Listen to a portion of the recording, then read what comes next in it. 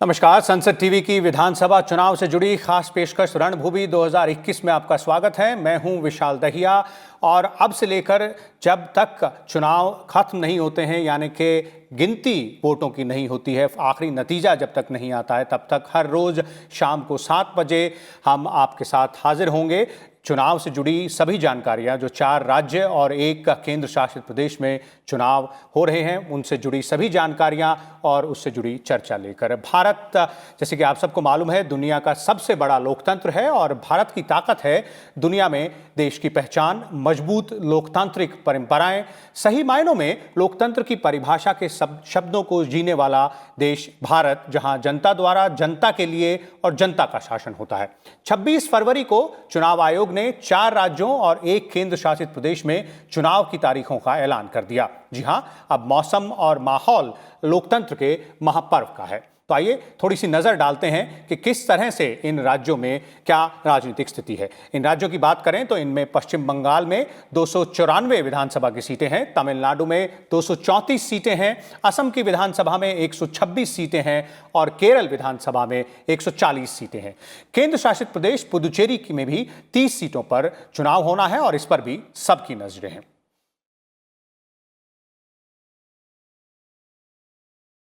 पश्चिम बंगाल में 8 चरणों में मतदान होगा, आसाम में 3 चरणों में चुनाव होगा, जबकि तमिलनाडु, केरल और पुडुचेरी में चुनाव 1 चरण में कराया जाएगा। 2 मई को इस चुनाव के नतीजे आएंगे और चुनाव नतीजों तक चुनाव की हर खबर और हर हलचल की जानकारी आपको हम लोग देंगे।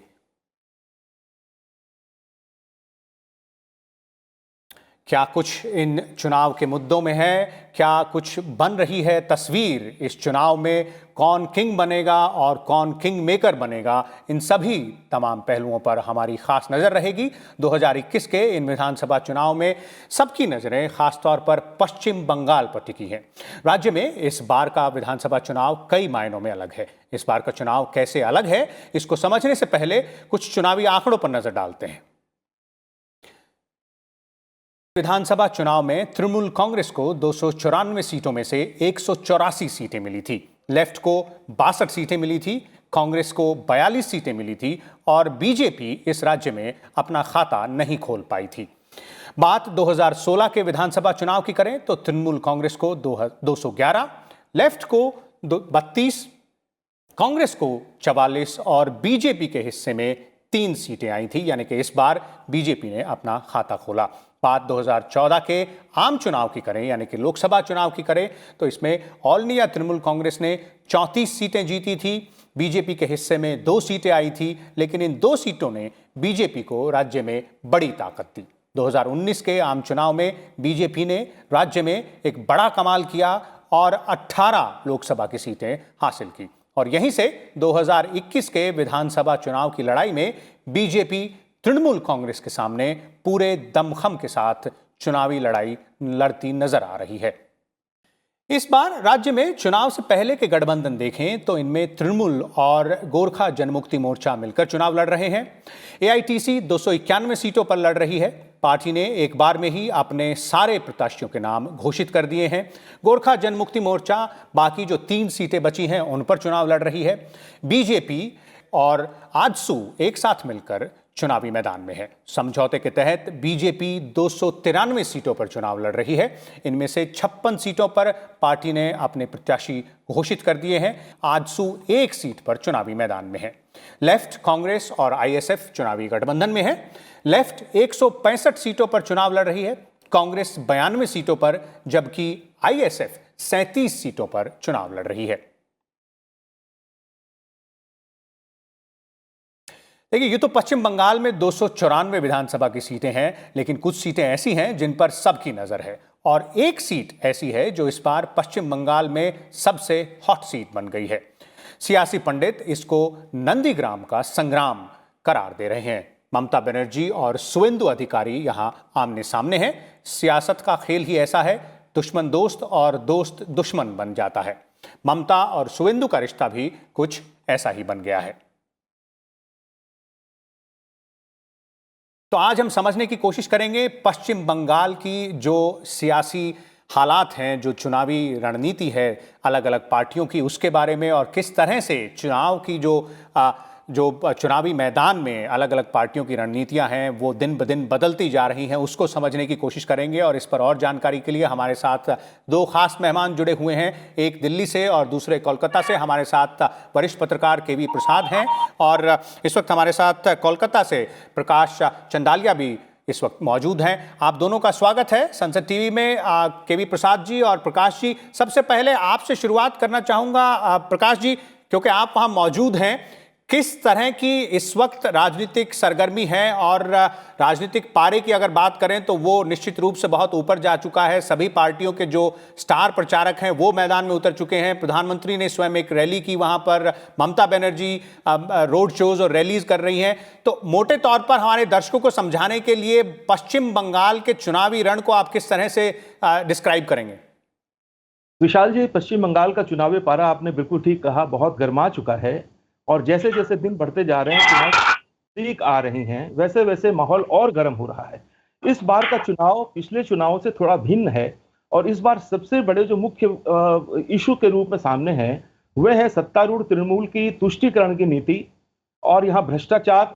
और उसके साथ साथ एक बहिरागत का एक नया एक इशू इस बार खड़ा हुआ है। और उसके साथ साथ राज्य में बेरोजगारी जो बढ़ी है, राज्य में जिस प्रकार की योजनाएं सत्तारूढ़ पार्टी ने पिछले चुनाव में वादा किया उनको लागू न करना, उद्योगों का नहीं होना और बंद जो कारखाने चल भी रहे थे वे बहुत सारे बड़े कारखाने बंद हो गए। नए निवेश की बात सरकार करती जरूर है कि 12.5 लाख करोड़ का निवेश पश्चिम बंगाल में आया है और ये भी ममता बनर्जी ने विधानसभा में कहा था कि 6.5 लाख करोड़ का निवेश जो है वो एडवांस स्टेज में है, लेकिन वो कहीं दिखाई नहीं पड़ रहा है। बहुत बड़े कल कारखाने बंद हैं, लेकिन सत्तारूढ़ पार्टी की जो नीतियां हैं आप उसमें देख सकते हैं कि पिछले 2 महीने में इसी सरकार के 26-27 विधायक पहले जा चुके थे और आज भी इसी पार्टी के 5 विधायकों ने ये पार्टी छोड़ दी और भारतीय जनता पार्टी का दामन पकड़ लिया है। एक प्रकार से भगदड़ मची हुई है और ममता बनर्जी ने स्वयं अपनी भवानीपुर की जो परमानेंट सीट थी वो सीट छोड़ दी और वहां से वो चली गई नंदीग्राम। एक प्रकार से पूरा माहौल जो है, और आपने सारे आंकड़े बिल्कुल बहुत सही और एकदम बिंदुवार बहुत अच्छे तरीके से दिए हैं। मुख्य मुकाबला यहां पर भारतीय जनता पार्टी और तृणमूल में है। लेफ्ट पार्टियों ने कांग्रेस के साथ गठबंधन जरूर किया है, लेकिन उनका उतना ज्यादा महत्व इसलिए नहीं आ रहा है कि बंगाल में ये दोनों पार्टियां एक अलग दूसरे की विरोधी के रूप में है, कभी चुनाव में साथ हो जाती हैं, कभी हट भी जाती हैं। कल प्रधानमंत्री की कलकत्ता में एक बहुत बड़ी रैली थी, अपने आप में कह सकते हैं कि ब्रिगेड परेड मैदान में अब तक जितनी रैलियां हुई हैं, संभवतः इस रैली ने, प्रधानमंत्री की रैली ने भीड़ के मामले में सारे रिकॉर्ड तोड़ दिए हैं। और प्रधानमंत्री ने भी बहुत ही सकारात्मक तरीके से जिन बिंदुओं को उठाया है वो यहाँ की जनता के मन और मस्तिष्क को छू गए हैं। उन्होंने यहाँ उद्योग की बात की, भ्रष्टाचार खत्म करने की बात की और सबसे बड़ी बात कि सोनार बांग्ला को असल परिवर्तन के साथ सोनार बांग्ला की जो बात भारतीय जनता पार्टी करती रही है, प्रधानमंत्री ने उस बात को बल दिया है। और पिछले 24 घंटे में रैली कल हुई थी और आज अभी तक चारों तरफ यही परिवेश है और एक सकारात्मक एक माहौल बन रहा है जो सत्तारूढ़ पार्टी के लिए, ममता बनर्जी के लिए एक बहुत बड़ी चुनौती के रूप में सामने आ रहा है। जी जी, केवी प्रसाद जी, आपको लाना चाहूंगा यहाँ पर डिस्कशन में। जिस तरह से प्रकाश जी कह रहे हैं, अगर चुनावी माहौल की बात करें पश्चिम बंगाल में, तो पहला सवाल कि क्या आप प्रकाश जी से सहमत हैं कि ये एक तरह से सीधा मुकाबला भारतीय जनता पार्टी और तृणमूल के बीच दिखाई दे रहा है? और दूसरी, जिस तरह से अलग अलग पार्टियों ने अपना गठजोड़ बनाया है, हाथ मिलाया है अलग अलग बाकी दलों से, वो उसको आप किस तरह से देखते हैं? देखिए, ये तो मान के एक तरह से माना जा रहा है कि इस बार जो प्रतिद्वंदी है, मुकाबला जो है, तृणमूल कांग्रेस जो सत्तारूढ़ है और भारतीय जनता पार्टी जो बहुत टक्कर दे रही है और जम के टक्कर दे रही है, ये मान के चल रहे हैं। और लेफ्ट और कांग्रेस का जो वर्चस्व है पिछले कुछ चुनाव में काफी कम हो चुका है। उनकी अपनी तादाद, उनके अपने रैंक में कमी हुई है, उनकी अपना जो वोट शेयर है वो किसका है। कुछ तृणमूल कांग्रेस, जैसे हम सब जानते हैं, तृणमूल कांग्रेस तो कांग्रेस का हिस्सा था। कांग्रेस पार्टी से हटके ममता जी ने 1997 के आसपास बनाया था पार्टी और तब से लेकर वो संघर्ष करती थी। लेकिन इसमें देखिए, अगर आप देखिए कि शुरुआत के दिनों में ममता बनर्जी ने भारतीय जनता पार्टी के साथ मिलकर सरकार में भी अटल बिहारी वाजपेयी जी के साथ वो काम करती रही, तो भारतीय जनता पार्टी को अगर वहां पे जगह मिली तो काफी हद तक उसमें शुरुआत में ममता बनर्जी का साथ रहा उनका। और वो धीमे धीमे उन्होंने वहां अपनी विस्तार किया और नियोजित ढंग से, जैसे है एक बड़ी पार्टी का तरीके होते हैं, उस तरीके से वो काफी विस्तार करते चले गए। और अब जाके जैसे पिछले लोकसभा में देखा 18 सीटें लेके आए, तो वाकई बहुत दमदार प्रत्याशी के रूप में वो उतरे हैं। तो ये है। बाकी गठबंधन जो है, ये काफी हद तक अगर लोगों ने कांग्रेस का जो खासकर आईएसएफ के साथ जो गठबंधन हुआ, कांग्रेस ने अपना स्पष्टीकरण जरूर कहा है कि भाई ये हमारा नहीं है, वाम दलों का था, हम तो वाम दलों के साथ है। तो इसके लेके कांग्रेस ने, जैसे हमने सुना कुछ, जैसे आनंद शर्मा जी ने भी बात रखी, तो काफी कुछ गर्माहट हुई है। लेकिन चुनाव है तो इसलिए इस वक्त सब उसको जस्टिफाई करते अपने हिसाब से। लेकिन ये माना जाए कि तृणमूल और बीजेपी प्रतिद्वंदी मेन है। जी जी बिल्कुल। के वी प्रसाद जी, एक और मुद्दा, खासतौर पे अगर मुद्दों की बात करें, जिस तरह से प्रकाश जी कह रहे थे कि जो मुद्दे जो इस चुनाव में खासतौर पर हावी होकर ये जो पहला दौर जो चल रहा है उसमें जो सामने आ रहे हैं, क्योंकि बंगाल में चुनाव कई चरणों में होने हैं, जैसे कि एक कहा जाए बेरोजगारी एक मुद्दा है, भ्रष्टाचार एक मुद्दा है, और जो कानून व्यवस्था है राज्य में वो भी एक मुद्दा है। आपको लगता है कि ये तीन बड़े मुद्दे हैं और इसी को लेकर जो रस्सा कस्सी है वो जो अलग अलग राजनीतिक दल हैं उनके बीच रहेगी मोटे तौर पर? बिल्कुल जी, जैसे आपने बात देखी कि एक सत्तारूढ़ 10 साल से वहां सत्ता में है, तो वाकई है उनके खिलाफ काफी सारी चीजें होंगी जो कि लोगों के बीच में जो परेशानियां हैं। और विपक्षी पार्टियों का ये बिल्कुल तरीका यही होता है कि वो मुद्दों पे घेरे जिसमें सरकार अपने आप को वीक विकेट पे पाती है। तो इसलिए ये जो मुद्दे हैं ये हावी हो जाते हैं जैसे चुनाव नजदीक आते हैं। और ठीक उसी तरह विपरीत अगर आप देखें, ममता बनर्जी के कल की रैली में भी कई सारे मुद्दे उठाए जो केंद्र के मुद्दे हैं, मतलब केंद्र सरकार को चलते हुए, चाहे वो पेट्रोल की बात कर गई, चाहे कुछ कर गई, तो वो भी कोशिश कर रही है दूसरी तरफ से कि वो मुद्दे उठाऊं जिससे भी लोग प्रभावित है और जिसकी नीतिगत व्यवस्था के लिए केंद्र सरकार की तरफ से पहल उठी है। तो दोनों एक दूसरे के खिलाफ कोशिश यही रहती है कि कैसे उनके उन मुद्दों पे घेरे जिसमें वो विपक्ष के अपने पार्टी की तरह हटा के विपक्षी पार्टी को घेरा जाए। ये हमेशा रसाकसी चलती रहेगी। और इसमें अगर देखिए जो कांग्रेस और लेफ्ट की जो तीखा प्रहार रहा, वो दोनों बीजेपी को और तृणमूल दोनों को अटैक कर रहे हैं। वो कह रहे हैं कि चाहे कोई भी आ जाए, बात एक ही है। तो जगह तो वही है, उसी दंगल में सब है। तो कोशिश यही रहती है कि वो मुद्दे पकड़े जिससे लोगों को समझ आए, तो एक दूसरे को उसी के खिलाफ वो उसी के इर्द गिर्द चलते रहते। जी बिल्कुल। हर राजनीतिक दल की ये कोशिश रहती है कि जो जनता के सरोकार से जुड़े हुए मुद्दे हैं उनको प्रमुखता से सामने लाया जाए, और यही कोशिश इस चुनाव में भी साफ तौर पर दिखाई दे रही है, सत्ताधारी दल की भी और विपक्षी दलों की भी। वहाँ पर प्रकाश जी, एक बार आपको फिर से लाना चाहूँगा चर्चा में। और जिस तरह से आपने शुरुआत में बताया कि और ये एक मोटे तौर पर पिछले कई हफ्तों से ये देखने को मिल रहा है कि कई बड़े चेहरे, और ना केवल बड़े चेहरे बल्कि स्थानीय नेता भी तृणमूल कांग्रेस का दामन छोड़कर भारतीय जनता पार्टी के साथ अब उन्होंने हाथ मिलाया है। तो ये इसका राजनीतिक नफा नुकसान अगर थोड़ा सा समझना चाहें तो किस तरह से देखने को मिल सकता है? विशाल जी, सही बात है कि जब कोई भी पार्टी आज की तारीख में जब हम लोग ये डिबेट कर रहे हैं, थोड़ी देर पहले तृणमूल की सरकार में जो डिप्टी स्पीकर थी सोनाली गुहा, और वो ममता बनर्जी की सबसे करीबी मानी जाती थी, वो विधायक भी रही थी, डिप्टी स्पीकर थी विधानसभा में, उन्होंने भी आज पार्टी छोड़कर के भारतीय जनता पार्टी में शामिल हो गई हैं। बहुत सारे लोग शामिल हुए हैं।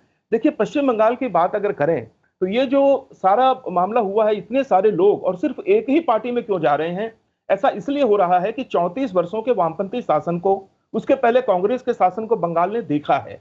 और भारतीय जनता पार्टी का संगठन पहले बहुत कमजोर होता था, लेकिन पिछले कुछ वर्षों में भारतीय जनता पार्टी ने बहुत जबरदस्त मेहनत की है कार्यकर्ताओं ने, और इन सारी नाकामियों की, पुरानी सरकारों की नाकामियों को देखते हुए इस बार ऐसा लग रहा है कि पश्चिम बंगाल का जनमानस भारतीय जनता पार्टी को एक आशा के, उम्मीद की किरण के रूप में देख रहा है।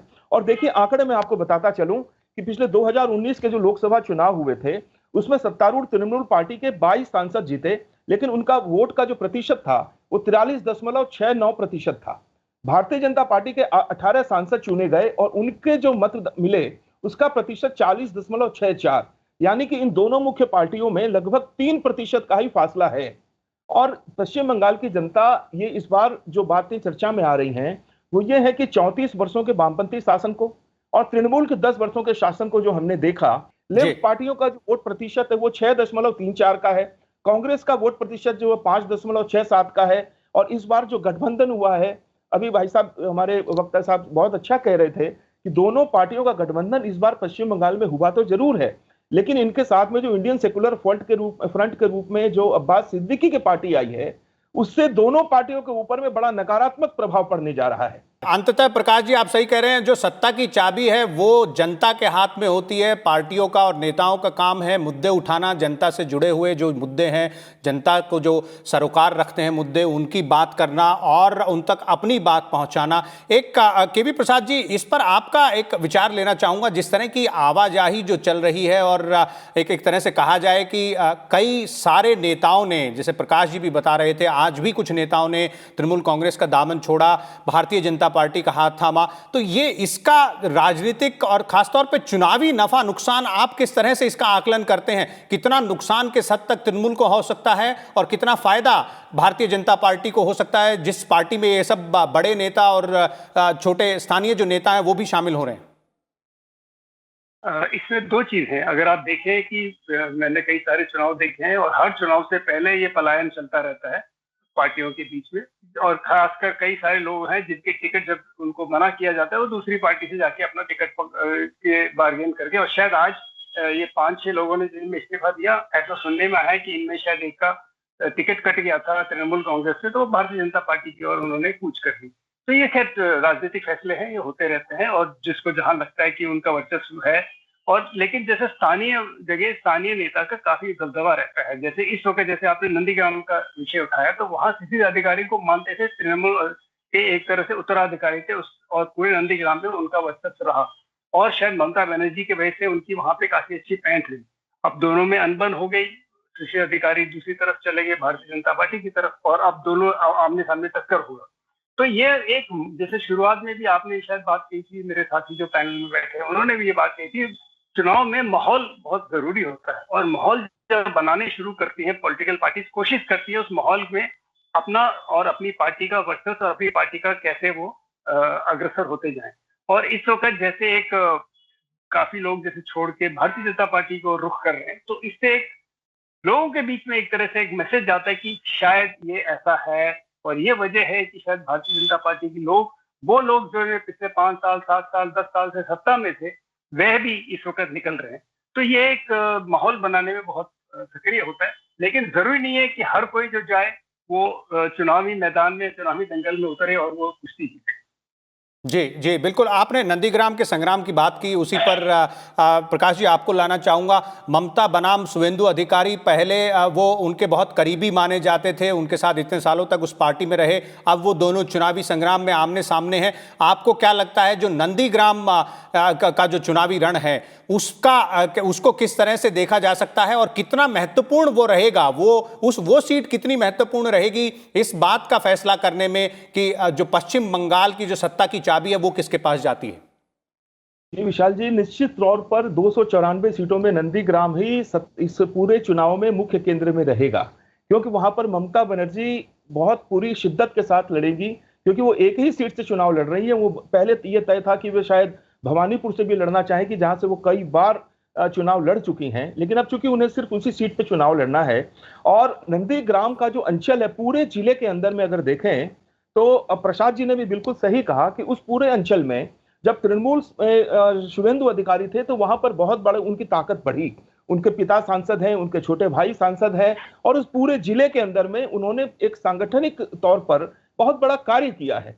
और जब से, और वो पश्चिम बंगाल सरकार में, ममता की सरकार में कैबिनेट में परिवहन मंत्री थे और नंबर 2 माने जाते थे, बहुत बड़ा ओहदा था उनका, और सारी कमेटियों में थे। हल्दिया डेवलपमेंट अथॉरिटी के वो चेयरमैन थे, बहुत सारा दायित्व उनके पास में था। और सबसे बड़ी बात शुभेंदु अधिकारी की यह है कि आम आदमी के साथ में उनका जुड़ाव जो है वो बहुत जबरदस्त है।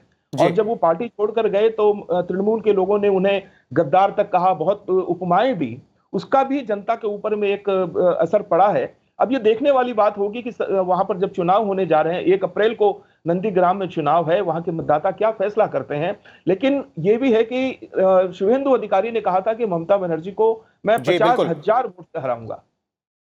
जी जी बिल्कुल। एक आखिरी सवाल के भी प्रसाद जी आपसे लेना चाहूंगा, क्योंकि आज अंतर्राष्ट्रीय महिला दिवस है, तो इस पर बहुत महत्वपूर्ण हो जाता है यहाँ पर इस चुनावी रण में जिस तरह से बातचीत की जाती है महिलाओं को आगे बढ़ाने की, राजनीतिक का जो क्षेत्र है उसमें, और जो जो आज हमने संसद में भी देखा कि जो महिला सांसद हैं उन्होंने इस बात की मांग एक बार फिर रखी कि विधानसभाओं में और लोकसभाओं में महिलाओं को जो आरक्षण दिया जाना है, दिए जाने की जो मांग है वो पूरी जल्द से जल्द की जाए।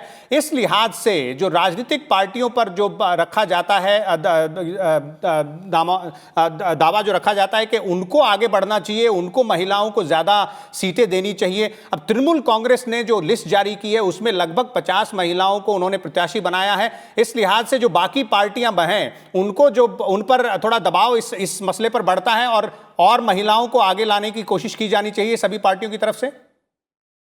करनी चाहिए, ये तो बात स्वाभाविक है। और आपने जो बात की, लेकिन 1996 से जब से ये महिला आरक्षण को लेकर बिल संसद में चर्चा होती रही, कई सारी गीता मुखर्जी कमेटी की जब बनी थी 1996 के पहले, ये सबसे ये चलता रहा है। और आपको याद होगा कि शायद 10-12 साल पहले 2010 में राज्यसभा में पारित किया गया था बिल, और उसको लेके भी काफी सारे विवाद रहा कि और उस वक्त मार्च 8 को नहीं करवा पाए तो मार्च 9 को शायद करवाया था।